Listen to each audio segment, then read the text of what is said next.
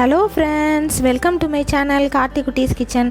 நம்ம இன்றைக்கி ஓவனும் பீட்டரும் இல்லாமல் வீட்டிலையே எப்படி ஈஸியாக கேக் செய்யலாம் அப்படின்றத பார்க்க போகிறோம். நான் நார்மல் வெனிலா கேக்கு செய்ய போகிறேன். அது எப்படி செய்கிறது, அதுக்கு என்னென்ன அளவு பொருளுங்கள்லாம் வேணும் அப்படிங்கிறத நான் சொல்கிறேன். இது நான் செய்கிறதுக்காக இந்த கப்பில் 1 கப் அளவுக்கு மைதா மாவு எடுத்திருக்கேன். இது 150 கிராம் பிடிக்கும். இப்போ நான் இந்த அளவுக்கு, அதாவது ஒரு குவான்டிட்டியில் நம்ம மைதா மாவு எடுத்தோம் அப்படின்னா எந்த அளவுக்கு நம்ம மற்ற பொருளுங்கள்லாம் போடணும் அப்படின்னு நான் சொல்கிறேன். நான் இப்போ 150 கிராம்ஸ் மைதா மாவு எடுத்திருக்கேன். நான் இது எக் இல்லாத கேக் செய்ய போகிறேன், முட்டை இல்லாமல். கேக்கு செய்கிறதுக்கு நார்மலாக நம்மக்கிட்ட ஏதாவது ஒரு பைண்டிங் பொருள், அதாவது பைண்டிங் ஏஜென்ட் வேணும். அப்போ தான் கேக்கு வந்து நல்லா வரும். நான் இது வெஜிடேரியன் கேக்கு அப்படிங்கிறதுனால எக்கு யூஸ் பண்ணலை.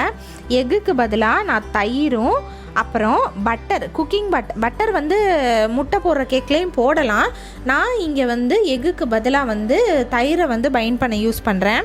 இங்கே நான் 75 கிராம்ஸு குக்கிங் பட்டர் எடுத்து நான் அதை மெல்ட் பண்ணி வச்சுருக்கேன். அப்புறம் நான் ஆல்ரெடி 75 கிராம்ஸ் தயிரை இதில் போட்டுட்டேன், மிக்ஸி ஜாரில். அப்புறம் இப்போ நான் குக்கிங் ஆயிலே ஊற்றிக்கிறேன். அந்த பட்டரை நம்ம ஊற்றியாச்சு. இது மூணுமே 75 கிராம்ஸ் இருக்குது, ஊற்றிக்கலாம். இப்போ நம்ம இதை நல்லா ஒரு க்ரீமி கன்சிஸ்டன்சிக்கு வர அளவுக்கு, அதாவது தயிர் ஒரு மாதிரி திரியாக இருக்கும் இல்லையா, அந்த மாதிரியெல்லாம் இல்லாமல் நல்லா நம்ம அரைச்சி எடுத்துக்க போகிறோம். பீட்டர் இல்லைனாலும் ஒரு பிரச்சனையும் இல்லை, நம்ம நார்மல் மிக்ஸி ஜார்லேயே போட்டுக்கலாம். என்கிட்ட ஜூஸர் ஜார் இருக்குது அப்படிங்கிறதுனால நான் அது யூஸ் பண்ணுறேன். நல்லா ஒரு 2 நிமிஷமாவது நல்லா அரைக்கணும். இப்போ பாருங்கள், இந்த அளவுக்கு ஒரு கன்சிஸ்டன்சிக்கு வந்திருக்கு. ஆனால் நமக்கு இது பத்தாது, இன்னும் நம்ம அரைச்சிக்கலாம் ஒரு நிமிஷம். அப்படியே திக்காக க்ரீமி கன்சிஸ்டன்சிக்கு வரணும். நான் அது எப்படி இருக்கணும்னு காட்டுறேன். இங்கே பாருங்கள், இந்த கன்சிஸ்டன்சிக்கு எவ்வளோ திக்காக எவ்வளோ க்ரீமியாக இருக்குது பாருங்கள். இப்போ நம்ம இதில் ட்ரான்ஸ்ஃபர் பண்ணிக்கலாம். நல்லா அரைச்சாச்சு, திரியாக இல்லாமல். அது அந்த பட்டர் கலர் அந்த மாதிரி இருக்குது. இப்போ நம்ம இதை ட்ரான்ஸ்ஃபர் பண்ணியாச்சு. இப்போ நம்ம இதில் என்னென்ன பொருள் எப்படி சேர்க்கணும், கேக் எப்படி கலக்கணும்னு நான் சொல்கிறேன். அதுக்கு முன்னாடி நம்ம மைதா மாவு சொன்னேன், அதே அளவுக்கு சர்க்கரை வேணும். நான் அதே 75 கிராம்ஸ் அளவுக்கு சர்க்கரை எடுத்து, நீங்கள் நல்ல இனிப்பு சாப்பிடுவீங்கன்னா இன்னும் கொஞ்சம் சேர்த்துக்கலாம். நமக்கு நார்மல் இனிப்பே போதுங்கிறவங்க மாவுக்கு அரை பங்கு சர்க்கரை எடுத்தாலே போதும். நான் 75 கிராம் சர்க்கரை எடுத்து மிக்சியில் நல்லா பொடி பண்ணி வச்சுருக்கேன், பவுடர் ஆக்கி வச்சுருக்கேன். இப்போ நம்ம ஒரு நல்ல ஜல்லடை எடுத்துக்கணும். நம்ம எடுத்துருக்க மாவுக்கு ஒரு 3/4 ஸ்பூன் அளவுக்கு, நார்மல் டீஸ்பூன் இருக்கும் இல்லையா, அதில் பேக்கிங் பவுடர் போட்டால் போதும். கேக்குக்கு பேக்கிங் பவுடர் கண்டிப்பாக போடணும். அதை நம்ம இப்போ சலிச்சுக்கலாம். அப்புறம் சர்க்கரையும் கொஞ்சம் கொஞ்சமாக போட்டு சலிச்சுக்கலாம். ஏன்னா மாவில் ஏதாவது சின்னதாக கட்டி மாதிரியெல்லாம் இருந்தது அப்படின்னா இந்த மாதிரி சலிக்கும் போது நமக்கு சரியாயிடும். அப்படி சரியான சலிச்ச மாவில் நம்ம கேக்கு செஞ்சோன்னா நல்லா வரும். இப்போ நான் ஒரு 1/4 ஸ்பூனுக்கு கொஞ்சம் கூட, அரை ஸ்பூன் கூட இல்லை, பேக்கிங் சோடா போட்டிருக்கேன். கேக்குக்கு பேக்கிங் சோடாவும் கண்டிப்பாக போடணும். இப்போ எதையும் நம்ம சலிச்சு விட்டுக்கலாம். நான் ஆல்ரெடி மாவு எல்லாத்தையுமே சலிச்சிட்டேன். இப்போ இதில் கொஞ்சம் கொஞ்சமாக நான் மாவை சேர்த்து எப்படி கிளறணும் அப்படின்னு சொல்கிறேன். கேக்குக்கு நம்ம இதை கிளறதும் ரொம்ப முக்கியம். நான் அப்புறம் 3 ஸ்பூன் அளவுக்கு டூட்டி ஃப்ரூட்டி எடுத்து வச்சுருந்தேன். அதில் ஒரு 2 ஸ்பூனை இப்போ சேர்த்துக்கிறேன். 1 ஸ்பூனை கார்னிஷிங்க்கு போட்டுக்கலாம். இப்போ நான் கொஞ்சம் கொஞ்சமாக மாவை ஆட் பண்ணுறேன். ஒன்று நம்ம கிளாக் வைஸில் பண்ணணும், இல்லைனா ஆன்டி கிளாக் வைஸில் பண்ணணும். அதாவது வலக்கை பக்கமாக நம்ம ஃபஸ்ட்டு பிணைய ஆரம்பிக்கிறோம் மாவைன்னா அதே மாதிரி தான் பிணையணும். இல்லை உங்களுக்கு லெஃப்ட் ஹேண்டட் கம்ஃபர்டபுளாக இருக்குன்னா நீங்கள் இப்போ இடது கை பக்கமாக பிணையிறீங்க அப்படின்னா அதே மாதிரி பிணையணும். இப்போ நான் வலது கை பக்கமாக பிணைஞ்சிட்டு இருக்கேன். உங்களுக்கே பார்த்தா தெரியும், நான் மாவு நடுவில் கட்டியாக அங்கங்கே ஒரு மாதிரி இருக்கிறத லைட்டாக அப்படி ப்ரெஸ் பண்ணி விட்டு இழுத்துட்டு வரேனே தவிர அந்த மாவை வந்து நம்ம ஷேப் மாற்றி பிணையக்கூடாது, சைடு மாற்றி. இப்போ அடுத்த ஷிஃப்ட் மாவை போட்டுக்கலாம். நல்லா பிணைஞ்சாச்சு. இப்போ நம்மக்கிட்ட இருக்கிற இதுவே மாவுக்கு கரெக்டாக பிணைய வந்தது அப்படின்னா நமக்கு கம்ஃபர்டபுளாக இருக்கும். ஒருவேளை மாவு ரொம்ப கெட்டியாக பத்தலை அப்படிங்கிற பட்சத்தில் நம்ம வந்து பால் சேர்த்துக்கலாம். இப்போ நம்ம சேர்க்குற எல்லா பொருளுங்களுமே நமக்கு ரூம் டெம்பரேச்சரில் தான் இருக்கணும். அதாவது முன்னாடியே ஹீட் பண்ணி நல்லா ஆற வச்ச மாதிரி இருக்கணும். இப்போ நம்ம கடைசி சிட்டு மாவு போட்டாச்சு. இப்போ பார்த்தீங்கன்னா உங்களுக்கே தெரியும், மாவு பிணைய முடியல, திக்காக இருக்குது. இந்த நேரத்தில் நான் கொஞ்சம் பால் வந்து ஆல்ரெடி காய்ச்சி ரொம்ப நேரம் ஆச்சு, இது வந்து ரூம் டெம்பரேச்சரில் இருக்குது. இப்போ இதை கொஞ்சம் கொஞ்சமாக நம்ம சேர்த்துக்கலாம்.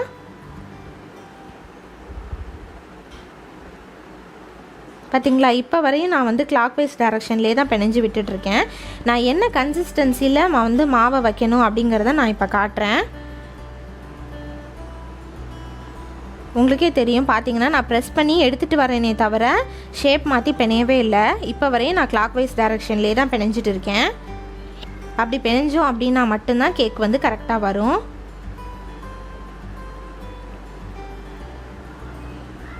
நல்லா பிணைஞ்சாச்சு. இதே இடத்துல நம்ம மைதா மாவுக்கு பதிலாக கோதுமை மாவு சேர்த்துக்கலாம். முட்டை போடுறோம் அப்படின்னா நம்ம தயிர் சேர்க்க தேவையில்லை. இன்னும் கொஞ்சம் பால் ஊற்றிக்கிறேன். இந்த நம்ம டூட்டி ஃப்ரூட்டி போட இடத்துல நம்ம நட்ஸ் எல்லாமும் போட்டுக்கலாம். பேரிச்சம்பழத்தை குட்டி குட்டியாக கட் பண்ணி, இல்லை பாதாம், முந்திரி, பிஸ்தா எது வேணால் நமக்கு விருப்பமானதை நம்ம ஆட் பண்ணிக்கலாம். இதே இடத்துல நம்ம வந்து வெனிலா எசன்ஸ் இப்போ சேர்த்துக்கலாம். நான் இந்த ஸ்பூனில் 1 ஸ்பூன் ஆல்ரெடி பாதி உள்ளே போட்டாச்சு. இப்போ மிச்சம் இருக்கிறத ஊற்றிக்கிறேன். 1 ஸ்பூன், இந்த ஸ்பூனில் 1 ஸ்பூன் வெனிலா எசன்ஸ் போட்டிருக்கேன்.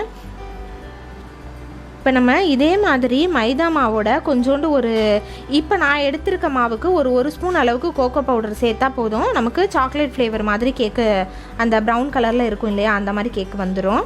இப்போ பாருங்கள், இதான் போரிங் கன்சிஸ்டன்சி. இதுதான் சரியான கன்சிஸ்டன்சி. அதாவது மாவு தண்ணியாகவும் இருக்கக்கூடாது, கெட்டியாகவும் இருக்கக்கூடாது. கரண்டிலேருந்து எடுக்கும்போது நல்லா கிராஜுவலாக அது வந்து விழணும்.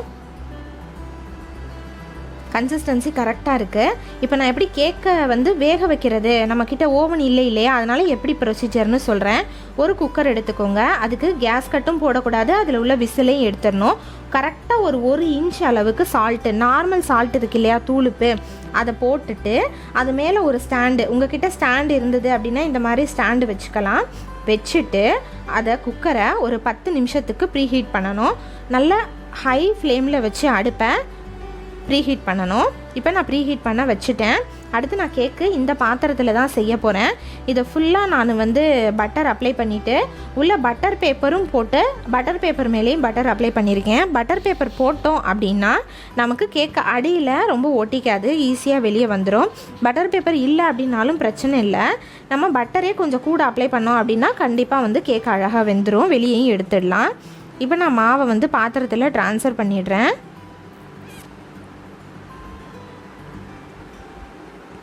மாவை ஃபுல்லாக பாத்திரத்தில் ட்ரான்ஸ்ஃபர் பண்ணிவிட்டு லைட்டாக அந்த பாத்திரத்தை இப்படி தட்டி கொடுத்தோம் அப்படின்னா, ஒருவேளை காற்று அடைச்சிருந்து மாவு ஒரு மாதிரி கேப் இருந்தது அப்படின்னா அந்த கேப்பெல்லாம் ஃபில் ஆகி கரெக்டாக மாவு பாத்திரத்தில் கேப்பு ஒன்றுத்துக்கு ஒன்று கேப் இல்லாமல் கரெக்டாக செட் ஆகிடும். இப்போ மேலே கொஞ்சம் டூட்டி ஃப்ரூட்டி போட்டுக்கலாம்.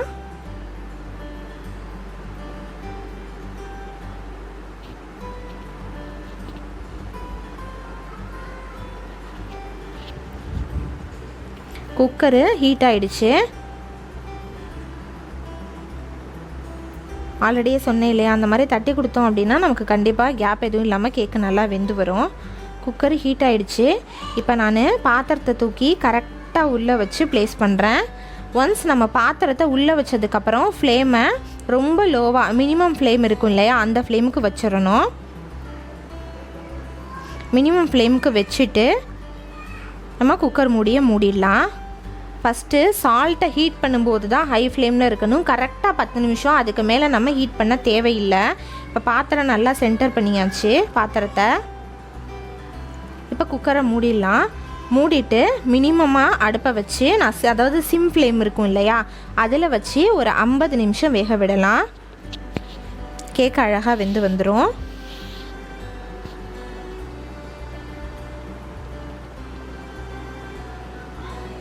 குக்கர் மூடியாச்சு.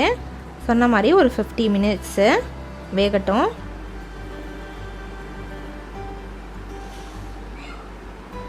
இப்போ கரெக்டாக வேக வச்சு 50 மினிட்ஸ் ஆகுது. பாருங்கள் எவ்வளோ அழகாக வெந்து வந்திருக்குன்னு. கேக்கு எல்லா பக்கமுமே நல்லா தெரியும். இந்த சைடில் இருக்கிற கேப்பெல்லாம் நமக்கு அந்தளவுக்கு பட்டர் பேப்பர் வந்துச்சு, ஸோ அதனால் வந்த மாதிரி இருக்குது. இப்போ நம்மக்கிட்ட வெந்துருச்சாங்கிறத செக் பண்ணுறதுக்கு உங்ககிட்ட இந்த மாதிரி இருந்ததுன்னா யூஸ் பண்ணிக்கலாம். இல்லைனா நார்மல் டூத் ஸ்டிக் இருக்குது இல்லையா, அதை வச்சு நம்ம குத்தி பார்த்தோம் அப்படின்னா க்ளீனாக வந்தது அப்படின்னா கேக்கு நல்லா வெந்திருக்குன்னு அர்த்தம். இப்போ நம்ம பாத்திரத்தை வெளியே எடுத்துடலாம். கேக்கு கொஞ்சம் நேரம் ஆறட்டும், அப்புறம் நம்ம ட்ரான்ஸ்ஃபர் பண்ணிக்கலாம். நம்ம பாத்திரத்துலேருந்து டைரெக்டாக ஒரு தட்டுக்கு மாற்றணும் அப்படின்னா கண்டிப்பாக நமக்கு கேக்கு கவுந்த மாதிரி இருக்கும். அதனால் பாத்திரத்துலேருந்து ஒரு தட்டுக்கு மாற்றிட்டு அந்த தட்டுலேருந்து அப்படியே வேறு பக்கம் நம்ம மாற்றிக்கலாம். இப்போ நான் ஓரத்தெல்லாம் கத்தியை வச்சு லைட்டாக எடுத்து விட்றேன். பாருங்கள், எங்கேயுமே ஒட்டலை, கேக்கு அழகாக உப்பி வந்திருக்கு. எவ்வளோண்டு மாவு அடியில் ஊற்றிருந்தோம், அழகாக வெந்து வந்துருச்சு. நான் சொன்னேன் இல்லையா, அதே ப்ரொசீஜரில் தான் நான் கேக்கை ட்ரான்ஸ்ஃபர் பண்ணியிருக்கேன் தட்டுக்கு. எவ்வளோ அழகாக வெந்திருக்கு பாருங்கள், சூப்பராக வெந்திருக்கு. அவ்வளோ ஒரு சாஃப்டாக இருக்குது கேக்கு. பாருங்கள் எந்த அளவுக்கு ஹைட்டாக வெந்திருக்குன்னு. இந்த அளவுக்கு மாவு நம்ம ஆனால் ஊற்றலை. இப்போ நம்ம கேக்கை கட் பண்ணிடலாம். கேக்கு கொஞ்சம் ஆறிடுச்சு.